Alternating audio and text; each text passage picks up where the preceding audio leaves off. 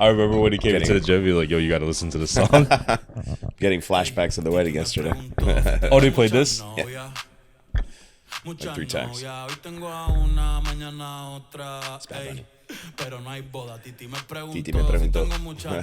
Oh, I forget she can't hear it.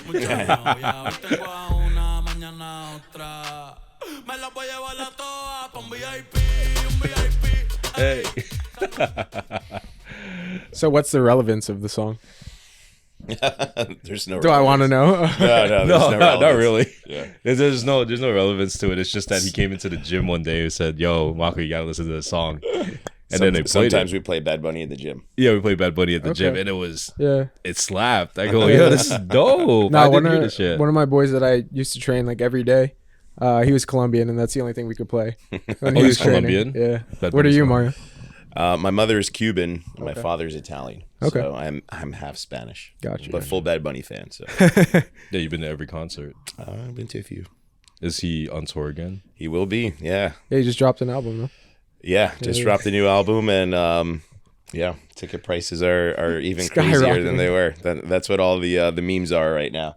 General admission, $600 to $800 for a ticket. Everyone's like, damn, probably not gonna go. I'm like, I'm gonna go to at least 3. At least. Dina, get prepared to travel Yeah. everywhere. So, yeah, this is episode 3 of the All Season podcast. We got my good friend, client, mentor, Mario G. Cesario. It rhymes, I know. And the question that gets asked a lot is, where's your brother Luigi? And then when that movie dropped, the Super Mario Bros. Yeah. You should tell your daughters, yeah, that movie's about me. It's a biography of my life. Yeah. You look more like that other guy, the Jack dude with the beard and the shades.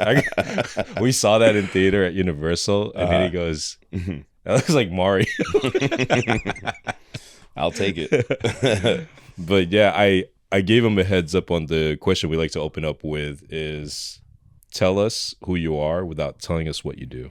Yeah, which is such a great question. And literally to this moment, I don't have a rehearsed answer for it. I am just a man. The different hats, the different roles that I wear on a regular basis are probably not different than anybody else you'd have on here, right? I'm a dad. I have two daughters, 2 children. I'm an entrepreneur, a business owner. I try to be a good person, try to do the right thing, try to live every day to my potential, and ultimately try to work on accomplishing my goals. And that's who I am. It's what I dedicate my life to. And I'm happy about that. It's not always easy. Yeah. It's not always fun, but that's who I am. So You did a little bit of both on there. You told us what you do a little bit, but that's okay. That's fine. Right. When you mention being an entrepreneur, what businesses do you own? Yeah. So right now I'm the owner of a martial arts studio, Caesar Kai Karate Academy, which just turned 13 years old this year. Was my first business. I turned 22 years old, and I'm sure we'll get into the longer story, but it was something that I have always done. And I told myself, I think I'm going to try this. I'm going to see how it goes. Being so naive to all the things that could have gone wrong, all the different difficulties in starting and running and owning a business, I didn't think about any of that, which is probably a good thing. I'm also the owner of a fitness franchise called the Max Challenge, which I've now owned for 9 years, going into my 10th year. I'm a co-founder of an after-school and summer camp program called Cranford's Best Kids, which we just hit our 5th year being open. And I am also a consultant, as everybody says they're a consultant, but it's also something that I spend a lot of time on and something that I get a lot of joy from, working with business owners in that process of scaling up and, really trying to just become as efficient as possible. So right now, those are the different things that I spend my time in. I love that consulting side because I feel as if I get the free consultation every training session. He pays me to Right. consult. Yeah. So that's awesome. That's usually how our conversations go during our sessions. We'll lose track of time. We're supposed to be together for an hour, but it turns into 2, and it's like, it's okay. Yeah. Just I keep mean, going. I think one of the most beneficial parts of that is not even just as an entrepreneur, as a business owner, but just as a guy, having good core friendship with somebody else who is interested in the same things. We want to, accomplish our goals. We want to help people, and we want to build a business. So just having somebody to be able to really bounce those ideas off of and have those types of conversations with is invaluable, because a lot of times when we're doing what we do, we could feel like we're on an island. A lot of times we feel like our own problems are our own problems, that no one else has ever faced them before. And what we've learned is when we have those types of conversations, we all go through the same things. We all go through the same experiences. We all have the same issues at different points. So being able to talk about that is huge and so beneficial. So I'm just as grateful for our relationship as you are. So thank you. And he gifted this beautiful bottle of Don Julio. Hey. This bad boy right here. We already popped it open. I'm sweating a little bit. I think 'cause I had two shots of that before we started. Josel asked him right before he came up. I go, yo, we got Don Julio. He's like, nah, I can't drink it. I can't do it. I'm recovering from golf. Long day yesterday, long day today. Yeah. No, that's typically the relationship I have with Josel as well, where he kind of saw me as a mentor, or a kuya is what we call a big bro. But then I would always get so much from him and feedback, right, on business and how he ran his business, and I get ideas as well. And just seeing his tenacity, like his mentality, he'd be the perfect person to partner up for all season. That's how I'm telling him, take it and run with it, and he's doing just that. He got the hoodie on and everything. Had to rep. Yeah. Yeah, I mean, I'm a little bit younger than you guys, so I'm going through a lot of different changes and trying to figure out where I want to go with everything. I'm only 28, turning 29, so you guys had, more skin in the game. But one thing I'm realizing about relationships is how important it is to keep the people around you that make you better. Right. Like, they can be your boy or whatever, but like they could be a childhood friend and you've been together forever. But how much more are you improving each other's lives, like where you want to go, like growth wise, Right. like where's your mentality with that? And it makes such a big difference when you guys are just hanging out and training and you guys are still, pushing each other business wise and life wise as well. One of the sayings, I guess, that I think makes a lot of sense and that has really resonated with me is, and I'm sure you've all heard it, it's like the people think the grass is always greener on the other side. But the truth is the grass is always greener where you water it. And when you build the relationships and you feed into the relationships that feed you, those always make the best long-term connections. And you never really know the value of those ever, because if you continue to live that way and just try to operate from a place of giving, the return that you get from that, what you eventually get back from that, you can never really know, but it's always worth it to do. So always fuel those types of relationships for sure. Water the grass. Right. I think the question you had for us prior was if we had an outline or a way we conduct the interviews and whatnot. But the biggest question that was popping into my mind, and I hope you're comfortable with it, was the struggles with all those 3 businesses, or even 4, Sure. with the consultation as well, because you're asking what target, right? What target market are we looking to cater to? And Josel said the ones that are trying to be entrepreneurs or go to a different level or take it to the next level. Yeah. So what was your biggest struggle starting off? Gosh. Well, one of the things I said earlier, which I think is true, is I was 22 years old when I decided I was going to start my first business. And in my case, it was, opening a martial arts school. I did it. I was able to find a basement of a church that let me literally teach classes for free. And in my mind, it was like, how do I get, and I was only able to do it 2 times a week. It was Tuesdays and Thursdays. And how many of those classes did I look at the number of people there and go, it's not enough. I need to get more people here. And it was literally every single class that I taught, no matter how many people showed up, all I thought about is how do I get more people there? And, the basics, getting the word out there. I was putting flyers on cars and in people's mailboxes, which apparently you're not supposed to do. I didn't know. I was getting cease and desist letters from the postmaster. I didn't even know there was a postmaster. The guy, I think, wanted to kill me because I kept putting flyers in mailboxes. But whatever it took is what I felt like I wanted to do. And the challenges and the struggles that I felt then are obviously very different than the struggles and the challenges that I experience today. The point is, I think all along the process, you're always going to experience different challenges and different struggles. So for me, 10 years, 15 years ago, the challenges that I tried to figure out were, how do I grow my business? How do I keep my members happy? How do I market more efficiently? How do I try to make as much profit as possible without increasing the expenses? It was just the basics of running the business. And it was without having any knowledge of anything at all. I didn't go to school. I didn't go to college. I didn't go to school for business. So everything was really just learning as I went along, as I think a lot of business owners do. And it's something I've learned over the years that is really common for a lot of small business owners. We're very good at what we do, which is why we want to create a business out of it. But scaling an actual business and being good at something are two very different skill sets. Mm-hmm. And I was very good at teaching martial art classes, which is why it was my first business. It's something I've done since I was, 12 years old as a kid.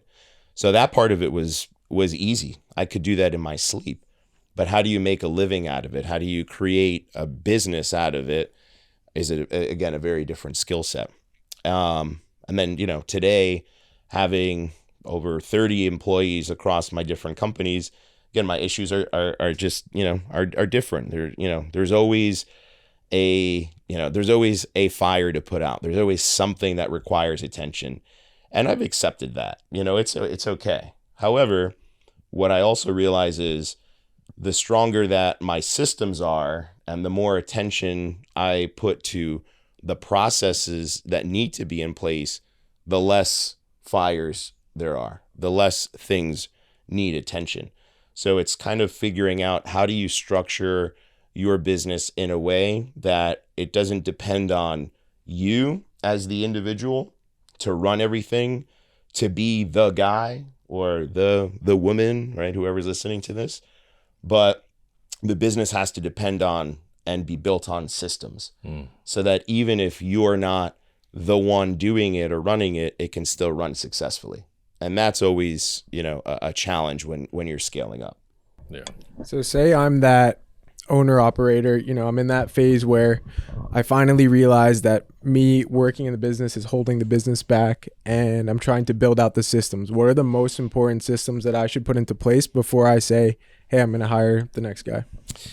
Yeah, great question. So, and I think it really, depends on the business and what part of the scale up that you're on. But the most important thing, in my opinion, is understanding, in order to get to the next level, to whatever the finished level is, right? It's understanding that if this business was done, right, what does that look like, right? Like if you were baking a cake, what does the cake look like when it's done? So a lot of us go into business only focused on just what the next step looks like, which is so common. And, I've done this multiple times, and I've made this mistake multiple times, never really thinking about the end result, just thinking about the next step. So if this business was done and it was generating X amount of revenue and yielding X amount of profit, what would that look like, right? What systems need to be in place? So, I mean, again, that depends on the business, but you want to make sure that your marketing definitely is tight, right? How many leads you're getting in, how you're converting those leads, how you're closing those leads, what your sales system and your sales process looks like, what your staffing structure needs to look like. I mean, again, there's many facets of what that is.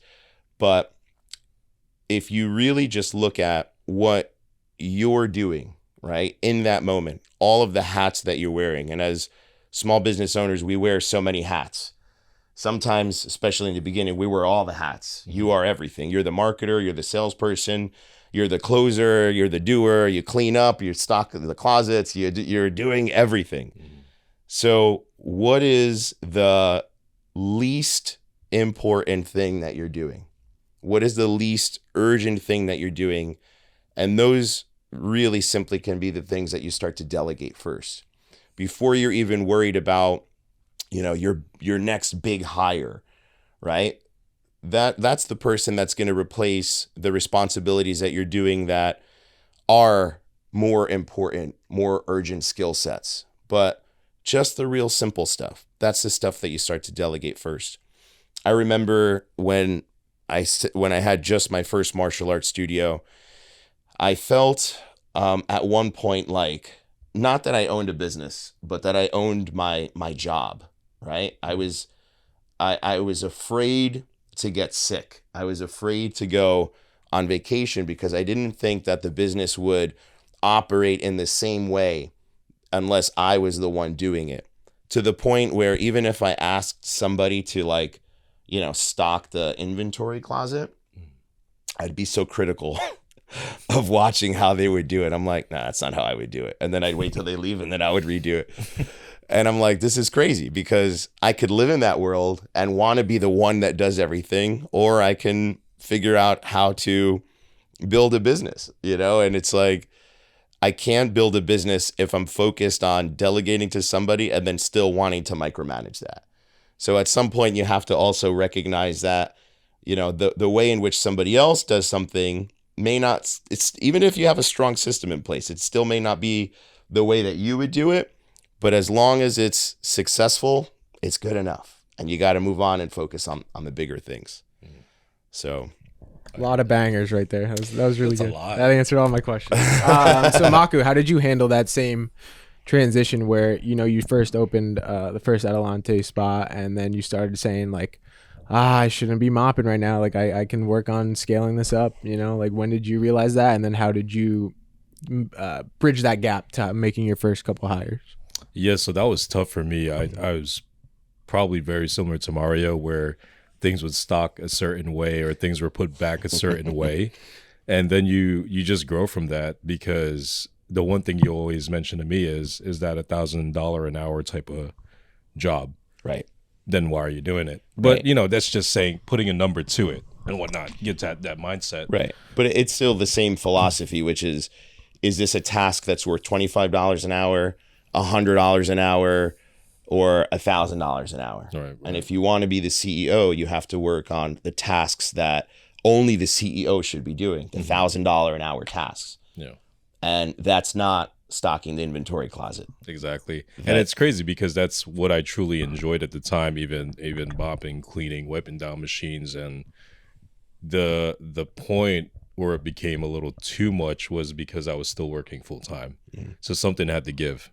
And if me working full time as a dialysis tech to support the gym was the only way, this model's not going to work.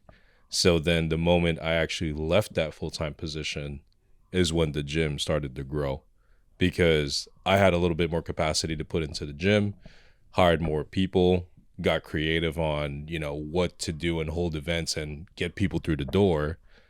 It felt amazing, and sometimes it gets a little scary because you have something that's consistent. You have something that's dependable, reliable, a check coming in, right? To now just relying on yourself. And you guys know that very well as entrepreneurs. I mean, Joselle, you built out Crank. And I remember when I met you, you had that other spot with a partner. And then you were saying, I should probably go out and do it on my own. And the one thing that resonated with Mario on the earlier answers was, I know the process. I can do it. I can do this in my sleep. And that's the same answer you gave me with Crank. Why not open up another gym? It's like, I could if I wanted to, right? So why not? And then what would drive you to step away from that? Or at what point for either of you do you get to saying, oh, this is not it? Like baking the cake. I don't want that cake anymore.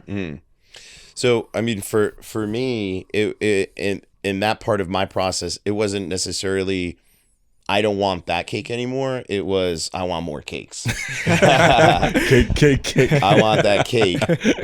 All the flavors. And part of that was I was building a team under me to support the systems and like the business that I wanted to create. When I made that transition from I'm going to be the one to do everything to I need to build a team under me, what happens at some point is as a leader, you recognize that you have to now create opportunities for this team under you if you want to have the longevity in a team.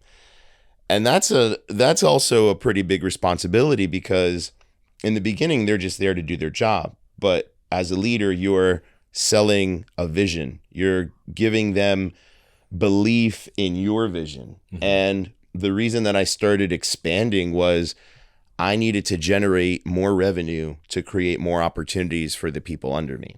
So it wasn't just I want to help more people. That was a part of it. It wasn't just I want to make more money. And that was definitely a part of it. But it was I want my people to stay with me. And I have to be able to build a career for them, not just myself. So with one location to expand to two, what I had to do was actually take a pay cut. I needed to reduce my income so that I could pay people more to save my time. And then with that time, I would turn that into creating the next opportunity. And that would then open the door for me to make more income and, kind of repeat that process. So it was really just, how do I help more people? How do I make more money? And then how do I create more opportunities for my team? Yeah. And that's still one of the main drivers that I have, because I recognize I can't do anything that I do without the people under me that are really involved in the day-to-day and executing the day-to-day. So you have to create an environment where it's possible for them to be able to do that and also to be excited about that. And that's a big responsibility as well. And it's definitely also another skill set. And it's not necessarily an easy thing to do, but I think for me, it was, just a requirement in order to keep growing. 2 questions. So when you opened the first gym, what was your goal, or the first studio? What was your goal with that? Were you thinking like, hey, I'm just going to jump in and then see what happens? Hey, I'm going to look to open another business and scale this out. Hey, I want to sell this. What was your mindset going into it? And then how did that, I guess, change? So to answer your question right off the bat, 0 goals. 0 goals, 0 intention, 0 exit plan. Just, I'm going to do this because I think I should, and I'm good at teaching classes, and I'm going to try to do this instead of going to work for somebody else. Now, 15 years later, looking back, if I was going to start over, of course, I would have a very different mentality on how my start would be, which is, if you've ever read the book, I think it's the 7 highly effective habits of successful people. Stephen mention Covey that book. book every episode. Yeah, really? We all have a copy. No, well, number 7 is begin with the end in mind, right? Which is what I was talking about before. It's like, if this business was done, what would it look like? The cake. So a successful entrepreneur, I believe now, does go into their opportunities thinking about what the end result looks like, because you have to have that blueprint in order to execute the steps in the most effective way possible. But in the beginning, no, I had zero goals. It was literally flying by the seat of my pants, going day by day and reflecting back to, it seemed like a good day. At the end of the month, I made $1,000. That was a good month, Nice, yeah. And then, then the evolution of all right, how do I turn this into a business? But it was that process at first, which I think led me to one of my biggest challenges, which was I was hating what I was doing, and I don't think we hear enough about that, which is I owned my own job. I was the person who did everything. So in the beginning, it's very exciting. But at some point, if you don't implement the right systems, you become trapped. You become a prisoner to this, business that you created. And this is where I think a lot of failure comes from, because the burnout is so strong. The resentment toward this, creation of yours becomes strong, to the point where I think a lot of people that don't make that leap, that big leap into running a business versus, the day-to-day, it's a challenge. So luckily for me, whether it just was like through my own realizations or, some self-development that I was doing at that time, I remember one book in particular, which I would say was like really pivotal for me. And I've been reading a lot of self-development books since I was, a teenager, really young, and like, trying to, figure out the fastest, best way to do something. And that book that really was pivotal for me in business was The E-Myth. I don't know if you ever heard of it, but it was the author's Michael Gerber. And it was the first book that taught me the principle of working on your business instead of in your business. And I was working in the business to the point where, again, I was like, I don't even have time to get sick, because if I get sick, who's going to do this? Who's going to do that? And it's just like, you can't live that way. So believing that it was possible to make that jump was the first step. And then instituting the process and the steps to make that jump was the next thing. Second question, based off the first business. You got to the point where you got everything in place and you're sitting down and you're looking at the little empire that you built, your first one, and you're thinking, there's two things in your mind. Do I open another one, or this is pretty good? Do I just let it rock? Like what led you down the path, or maybe that shows, the kind of entrepreneur and person you are. I'm content, but I'm not satisfied, or, like I want to keep pushing. What made you decide that? Yeah, I think that phrase exactly is a great way to say it. I'm content with where I am, but I'm not satisfied, because I think as an entrepreneur, one of the feelings or fundamentals that fuels us is our ability to create. It's our ability to see a problem and want to solve it, or believe that we can make a difference in solving it. Like whether that's some level of being egotistical or, or what, but like, I can do this better. So at that point, yes, the systems were in place. I was making more money doing less work, and people were happy. My team was happy. My members were happy. And that was a transition, trust me. I mean, even like I said, teaching martial arts, I remember I had members that were just very like, if you're not teaching, we're going to leave. And I'm like, oh no, people don't like this. That means that they're going to quit. And if they quit, I'm not going to make as much money. And then it's like, a lot of pressure, but I had to commit to the process, which was like, I understand. Sorry you feel that way, but I'm going to do this. And some people left, some people didn't, and it's like life moves on. It's never as big of a deal as sometimes we make it out to be in our heads. But the process of that scale up, I think no matter what, going through that process, it was worth it. So going into the second one, going into the third one was still fueled by the same motivation. I'm content because I accomplished what I wanted, but I'm not satisfied. And it's not being satisfied because you're not making enough money, or because you're not, you don't have, I know somebody that has 10 locations and I don't have 10, so I'm not satisfied. It wasn't that for me. It was just believing that the potential that I have, the impact that I can make and that I want to make, is just not there yet. Right? I have the whole rest of my life in front of me. So what am I dedicating my life to? Is it just to make money? Is it just to, hire people? Is it just to help people. It's a combination of all of that. But at the end of the day, my business is a reflection of me. So for me to want to get to the next level, it's building out that part of my identity, which is I create these things and I want to make an impact. I want to help people.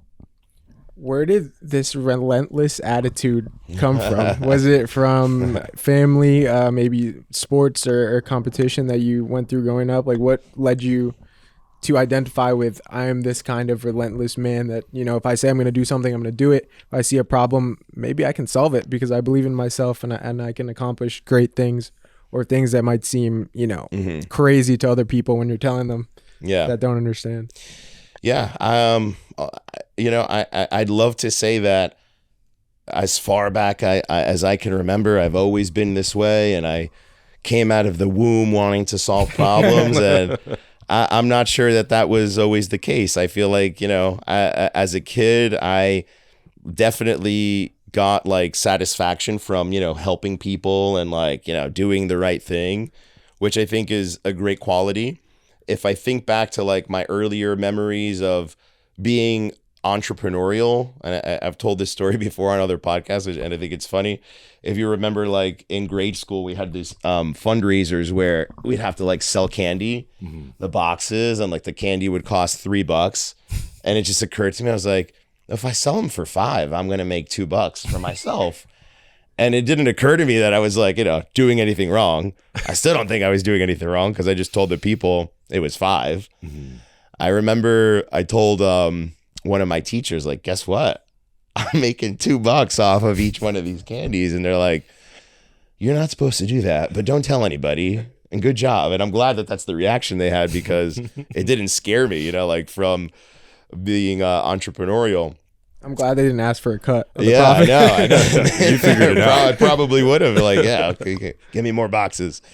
But, you know, and that's like, you know, as an 11 or 12-year-old, is, you know, that was being entrepreneurial, right? I had my first job when I was 12 years old, washing dishes in a restaurant by my house. And it was the thought of making my own money and like, you know, saving up my allowance that was just exciting for me. So, you know, that's how I started. I always had bits of those qualities, and I guess along the way, just being fortunate in being exposed to different mentors that fed into that. I have family members that are entrepreneurial that have fed into that. My aunt has been a really successful business owner for, you know, like 30 years. And I think I worked many summers, you know, in her company. Just, you know, obviously completely unrelated to what I do now, but those environments were, I think, really crucial. And then it was like my own self-development, reading books. I remember there was a book that came out when I was in high school. It's called The Millionaire Mind. And it was about the qualities of what makes a millionaire. And it was really popular in like the business world, but like I was in high school, like walking around with this book, and everyone's like, what class is that for? And I was like, no, it's just like, I'm reading that. They're like, why are you doing that? You know? So when I think back in those moments, there was always those parts of me that wanted to accomplish, wanted to be successful. And, you know, I'm still in that journey, you know, like I still am working on accomplishing that. But yeah. The one thing that resonated with me a lot was when you mentioned not going to school or beyond high school and still be able to get after it, you know, open 3 businesses, be successful with it. Yeah. I think you just had that mentality, and he had a great word for it, relentless, being relentless towards the entrepreneurial spirit. And I know some of our audiences out there, you know, they're in school, they're not in school, whatever they're doing. What type of message would you want to give them? Yeah.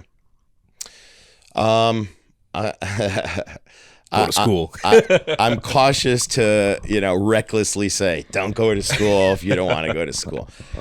I know for myself, I 100% did not want to go to college when I was in high school.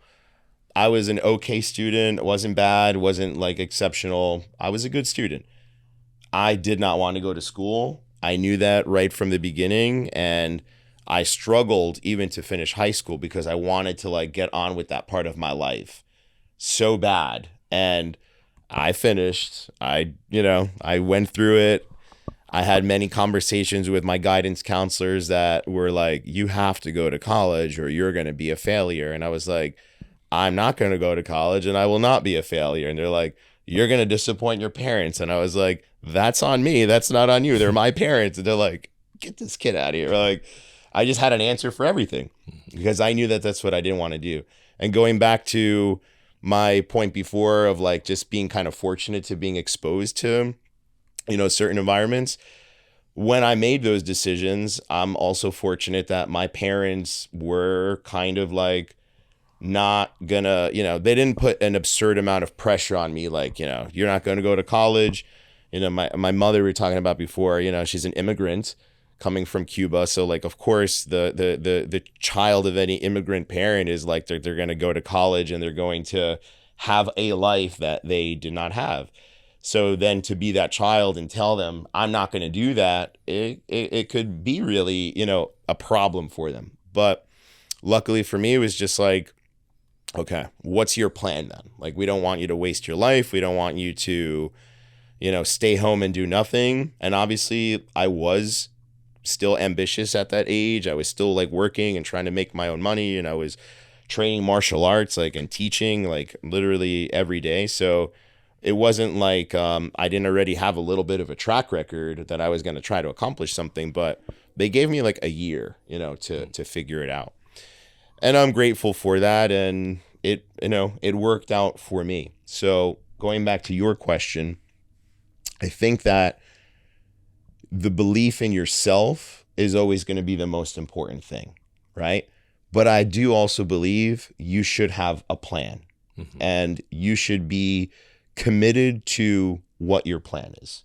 And if you're in school and listening to this and all you know is that you want to be in business one day, you want to be an entrepreneur, but you have no plan to commit to, it's never too late.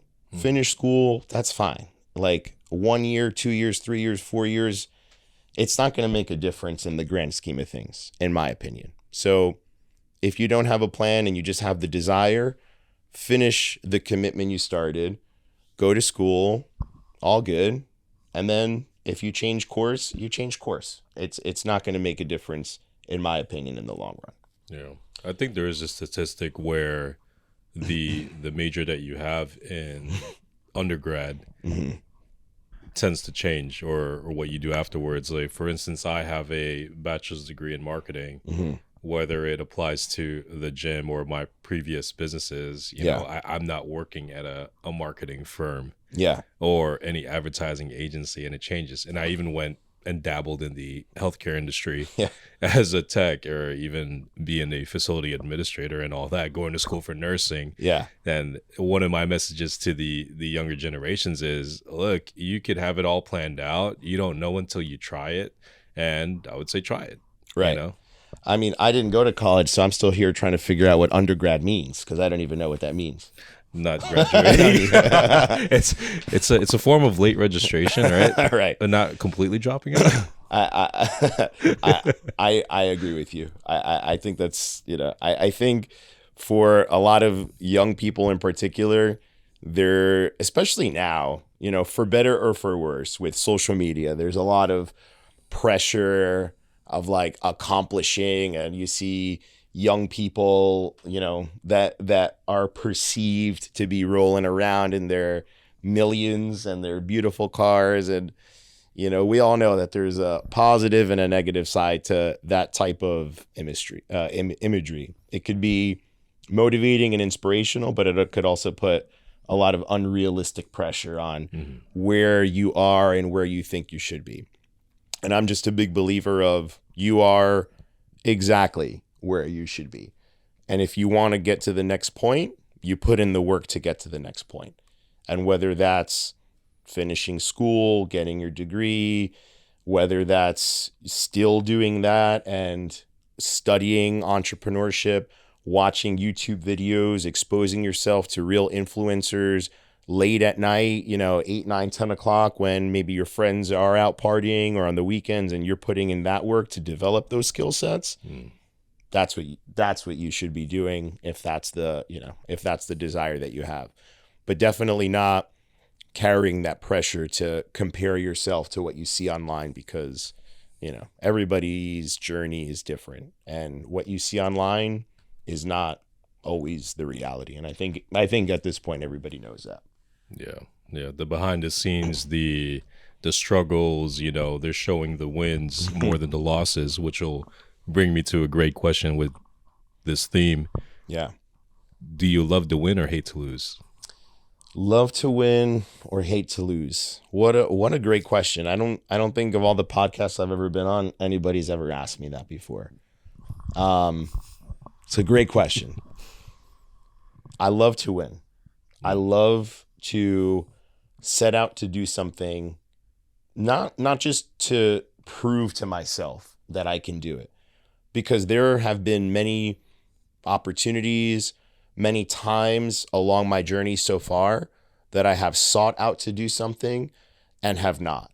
There have been many times that I have fully believed that I am going to crush something and failed abysmally. Mm-hmm. And I'm okay with that. I recognize that that's part of the process.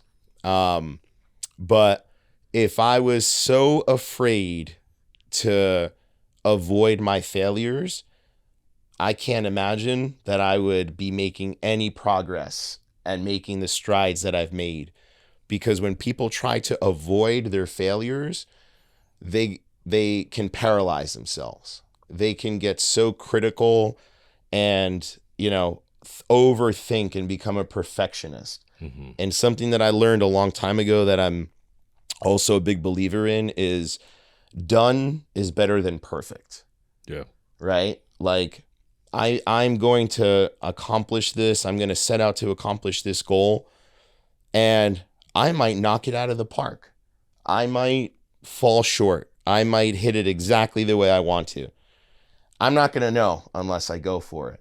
But if I spend the time thinking about all the things that could go wrong, all the ways that I could fail, all the risks that come along with it, the time to get from point A to point B would just, I couldn't deal with it. It would probably just be so much more thinking than doing. And I think any successful entrepreneur is going to spend or want to spend more time doing than thinking. That's huge. You're taking action on what you set out to do. And that resonates with me because today's sermon over at Church Alive, one of the quotes he used was, "Stop trying, start training." And stop trying, start training. Yeah. Oh, I'm trying to do that. Oh, what's stopping you from doing it? You start training it. And the other saying goes, practice makes perfect. I don't think you ever get to perfect, and don't let right. perfect get in the way of great. Practice makes progress, right? You get better and better, and that's training. Yeah. Your training mentality as an entrepreneur, an athlete, just in the gym. Yeah. And the other thing with avoiding your failures, there was the quote by Michael Jordan as well. He missed 9,000 shots. He lost X amount of games and all that, but yeah, if I didn't, it's like the reason for those failures is why I'm winning. Right. Because right? he was doing it. Yeah. You have to still do it in order to fail. Yeah. Right. I've worked with a lot of entrepreneurs before, a lot of startup business owners. One of the telltale signs that I have when I'm coaching a client on whether or not they can be successful, but what it really tells me is where they really are in their mentality as part of the journey, is when I ask them about what they spend their day to day on, right? What are you committing your time to right now? And when it's a lot of philosophical type of activities, I already know that their revenue is going to be lower because the time spent on action is not there, right? Like a lot of times, you'll see people who are I'm I'm learning and studying about how to do marketing, and I am. Oh, here's one of my favorites. I'm building my website, and so I have met people that have been building a website for like 2 years. 2 years. It's like, oh, I'm doing the copy on my website. Okay, have you made any sales yet? No, we're not focused on that right now. We're focused on literally anything else that doesn't make money. And I'm like, okay, I know what the starting point is. And all that really is just the fear of doing it. It's the fear of starting, the fear of rejection, the fear of somebody saying, no, I don't want to give you money because I don't like what you do. And for some people, that is just a paralyzing thought. But the reality is, once you get through that, there's nothing scary about it at all. It's actually completely normal, and part of the process. And the closer you are to, to the yeses, right? So how much time are you spending on the activities that are actually generating revenue? Yeah. I've met with startup owners that have thought about every aspect of their business except for how it's actually going to generate revenue. I'm not saying they can't be successful. I just think it's probably a really important part of having a business. Generating revenue, like, probably goes hand in hand, right? Yeah. So, that's another interesting part of it. I have a question for both of you. Kind of on the same topic. How did you guys go about developing that confidence to take that first step? To even think about, like, I'm gonna sign that. Here's my LLC. I'm ready to rock. Like, how did you build the confidence to get to that step? And then, like you talked about, confidence to start. Like, hey, I got to make these sales. It's scary, and people might say no. And I work so hard on this, on my baby right here, and people are not gonna like it. How do I take that first step or develop that confidence in myself to, just go for it? Yeah. That was a tough one. I want to say the confidence came from people telling me I couldn't, or that I was going to fail. No one's going to come. No one's going to show up, preying on your downfall, or not seeing it even take off from the ground. Or you said you're going to do it and you don't even execute at all. Like tomorrow's point, executing. Right. What are you really focused on? And that really hit me because it didn't come from people I didn't know. It came from people closest to me. Be your own. It's always your own. It's always your own. It sucks, right? And then I think when my cousin said, "Oh, you want to get Mike to do something? Tell him he can't do it because he's gonna do it." And I've been known in the family to be, I guess, the entrepreneur, the black sheep, outgoing, and all that. And to me, what's the worst that someone can ever tell you? No, but. It's funny because I used to think that was the worst thing someone could tell you is no. What's the worst that can happen? They're going to say no. And there was this skit that I saw a reel of. It's like, yeah, no, dude, just go talk to her. What's the worst she could say? No? He's like, all right, cool. Hey, what's up? Ew. Worse than no. That's worse than no. That's way worse than no. But yeah, the confidence came from, I guess, the non-believers. And that's important, right? Just to believe in yourself enough. And in the face of people telling you no, in the face of people telling you can't, and you're gonna fail, this isn't gonna work, it's crazy, why? Yeah, right. But you just got to build that over time. You build thick skin to it. You keep your heart soft but thick skin. Yeah, and you can't let that go, because as all entrepreneurs, we look pretty confident. I mean, just sitting on this couch, a bunch of confident dudes here, but yeah, that's it right there. That was my motivator. Yeah, I think if I answered this question from my mentality when I actually started, it'd be a very different answer than it would be now. Like I mentioned before, back then when I started, I would say I didn't really even have confidence. I was literally like so naive to all the things I was about to get into. Had I thought about those things first, I probably would have been more afraid to start. So I'm fortunate that I was able to just start and learn as I went along. If I answer that question now, all these years later with the experience that I have, I would say that recognizing that it's okay to not have the confidence to start. Confidence is a feeling, and feelings, they change. And some things make us feel more confident and some things make us feel less confident. And you don't need to have that confidence in believing everything's going to work out perfect to start.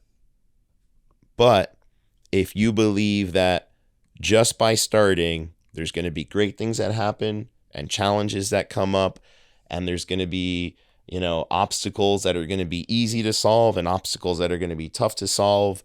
And there's going to be people that are really supportive of you, and there's going to be people that are not as supportive of you, like you were saying. And that's all part of the process. There's no right or wrong. There's just forward. It takes away all that pressure of, I need to be this way to be successful. I believe anybody could be successful because it's the work and the action that leads to the success. It's not the individual personalities that we have. Sure, there's qualities of our personalities that will make that process easier, but you can have a very, good-looking, charismatic, well-spoken person who takes minimal action still lose to a person who feels anxious and scared and doesn't know how they're gonna, make their next dollar, and is like figuring out how to, do something, but putting in that work late at night to learn those skill sets. That person can still outperform and be way more successful than the person who feels confident in the beginning.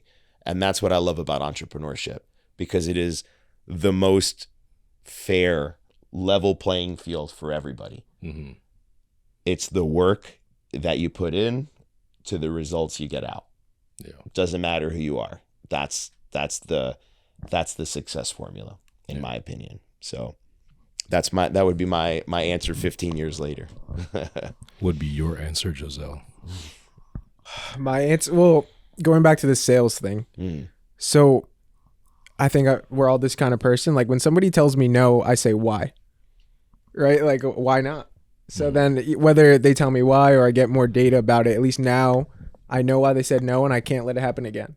So now I can improve my product. I can improve the system. I can improve my process. I can improve the end result, hopefully. And if not, I just get more data. So like you said, Mario, it's doing the thing. You have to do the thing to collect more data to see what's working and what doesn't work. I think that alone says a lot about you as an individual, because just asking the question why and opening yourself up to whatever the response is going to be, most people are not willing to do that. Most people can't handle the criticism of rejection.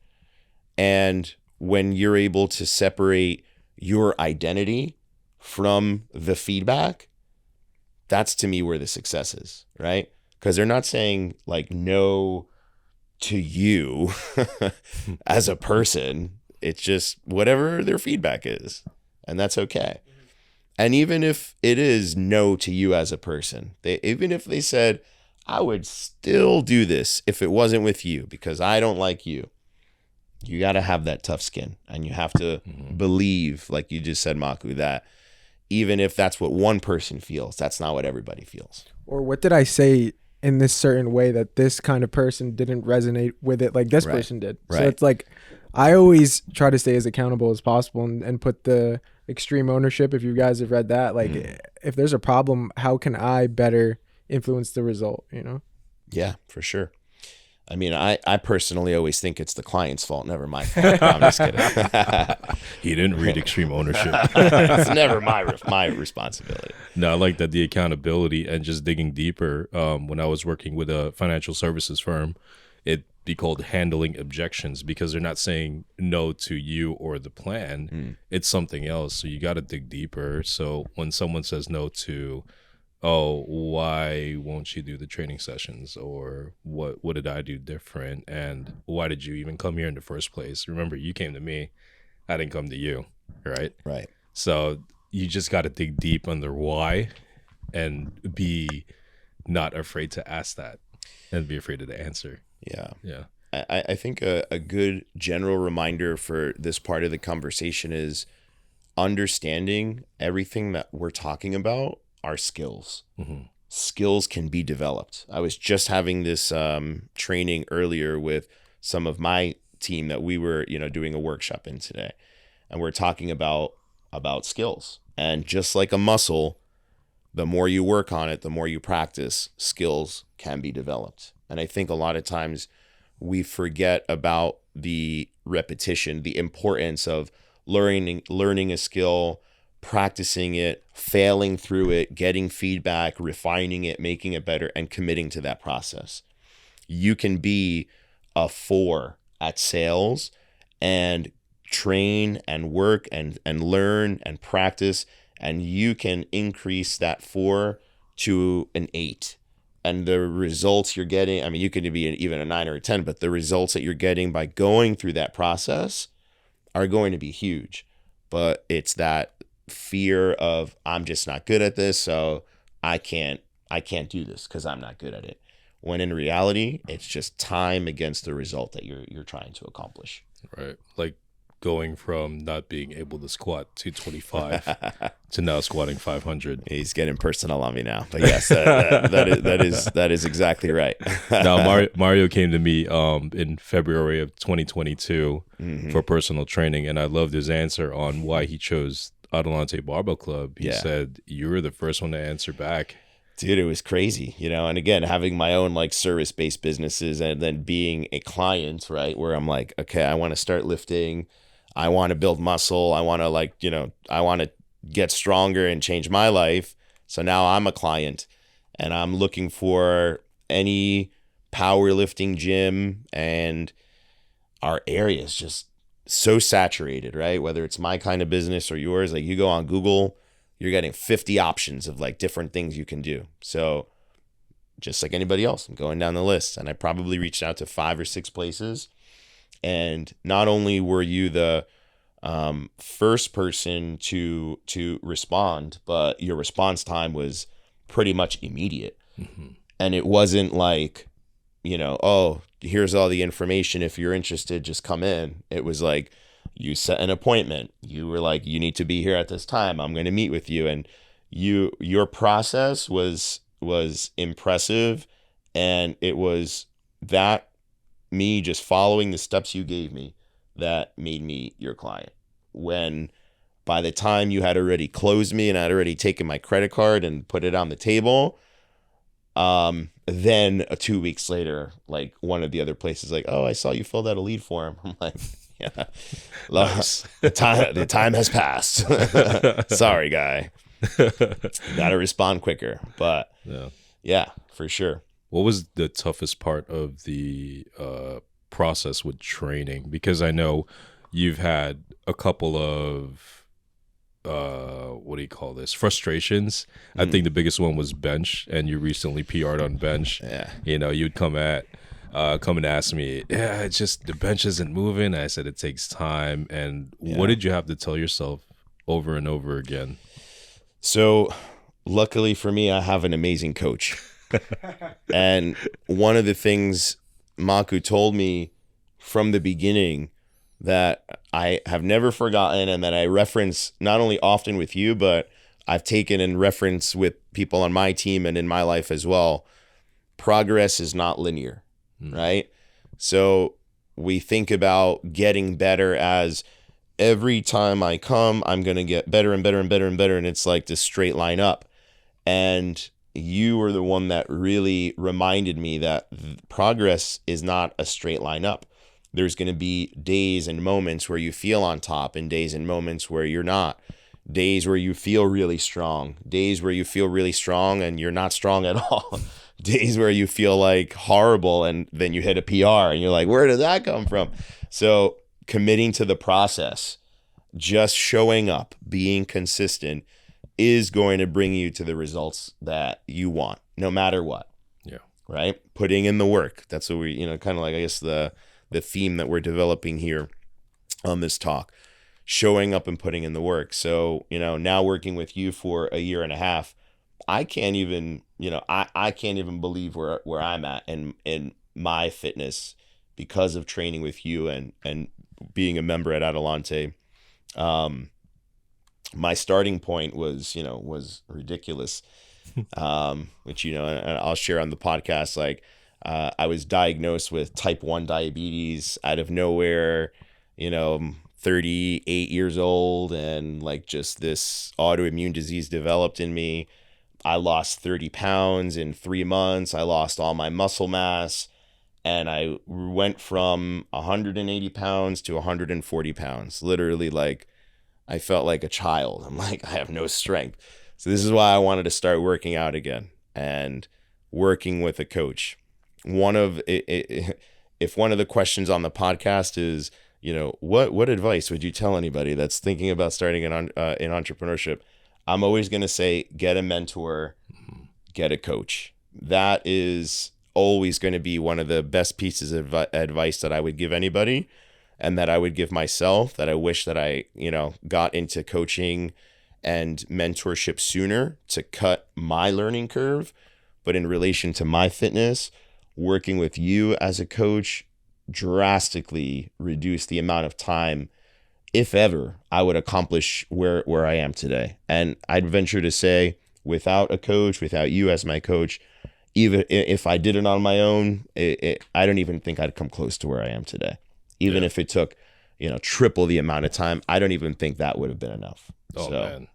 That's very kind words. and that's my honest answer on that. So, in relation to my health and entrepreneurship, I maybe it's, cliche, but I really feel like I'm in the best shape of my life. I really do.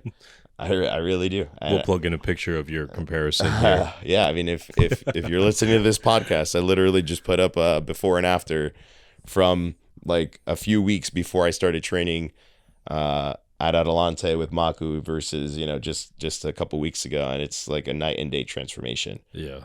But, my commitment to myself and my health to be at the top of my game, it's the same principle and the same philosophy in entrepreneurship and, and going through that process. If you want to perform at your peak and you want to be at your highest level, you have to put in the work in yourself and prioritize yourself and commit to the process of improving yourself so that you can accomplish those results. Yeah.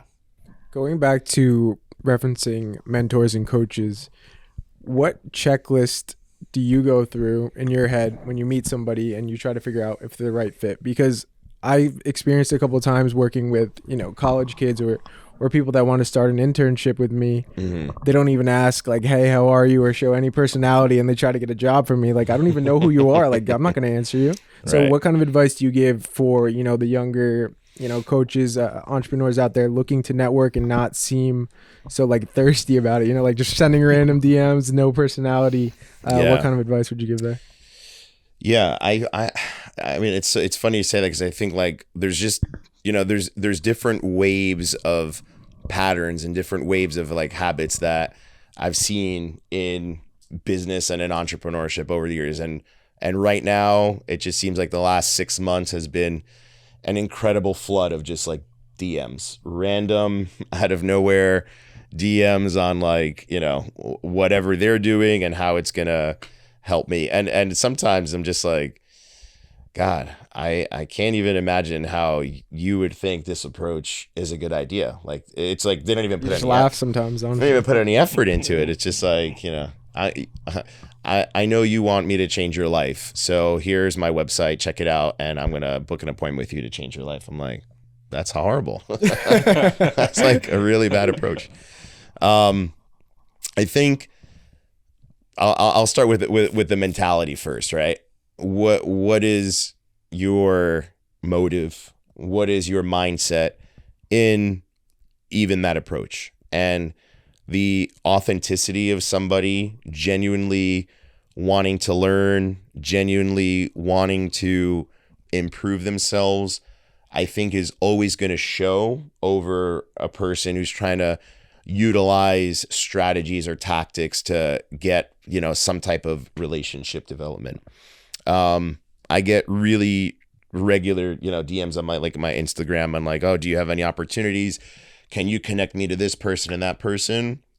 And for myself, like, if if I can help somebody, I'll always try to, right? Like, I really will, because again, kind of going off of what we were talking about in the beginning, you never really know what those connections, can lead to, right? I'm a believer of like the ripple effect, which is, we have this here podcast here today. One person hears something on this podcast that's transformational in their life, and as a result, they do something that helps, 100 other people. I just believe in that, right? Does it actually happen? Will it ever happen? I'm going to say yes. Like, I just believe that that's the way the world works, right? So it's important to nurture and to do those things. If you're a person who's looking for mentorship and looking for coaching, always lead with like your hand out first. That's my opinion. Don't ask me all the things that I can do for you. Don't come to me to, tell me all the things that you need from me. Just put your hand out first. And I think, it's a lot harder to do that on a DM online, but in your actual relationships, in your actual networks, in the, wherever you are, that's the mentality and that's the kind of approach that I think is best and always going to have the most impact. Gary Vee, which I'm sure we all know, one of the things that I learned from him in relation to exactly what we're talking about is, if you have the opportunity to internship in an industry or an area that you have access to, and you can do it for free, just for the opportunity to do it, for the time to do it, versus somebody who's trying to get paid to do it for free, because the result of you being in that environment is going to be far greater than you just trying to make $20 an hour, So I'm a big believer in that type of philosophy. Well, it's delaying the gratification of the $20 now, or the thousands in businesses and whatever I could start later. Exactly. You just and that's a really difficult thing, I think, for a lot of people, delaying the gratification. And I'm reminding myself of that, right now, because I'm definitely a person who, I want something, I'm going to go for it. And I guess just we call like the microwave generation, right? It's that immediacy that's so fulfilling or captivating for us. But there is so much power in being able to delay the gratification that I think if we can really tap into that more, the results of what we would accomplish would be tremendous. Yeah, that's that. One cookie now or two cookies later. Were you the kid that took the two cookies later? Yeah. Same. Yeah. Same here. I would take 3. I was going to just say I would take 3. Yeah, I'd take the I'd take 2 a and then the 1. donuts. Yeah. The other question. And then try to sell one for $5. Oh yeah, there we flip go. it. Took a quart of water. Right. The question we like to close out with is, what type of legacy would you like to leave? What a powerful question. I think I'm going to reference one of the things I said earlier, which is beginning with the end in mind, and if I look at my life, not just my entrepreneurial endeavors, not just, the ability or the excitement I get in creating things or helping people and making money. But if I look at my life, who I am as a person, why I feel like I'm here, I would really love to be able to reach the end of my life, which will hopefully be a long life. Like I want to hit a $120 if I can, to look back and really just feel that I lived my life with fulfillment, that I lived my life with happiness, that I was a servant to any environment that I have been placed in. And that includes, to my family, to my children as well. And again, maybe it's cliche, but I really feel this way, that I really have helped people, you know? And if I can look back and feel like that's the mark or the imprint that I've left in this life, to me, it would be a great life and a life worth living. It would be worth all of the challenges, the frustrations, the failures, the, you know, the difficulties.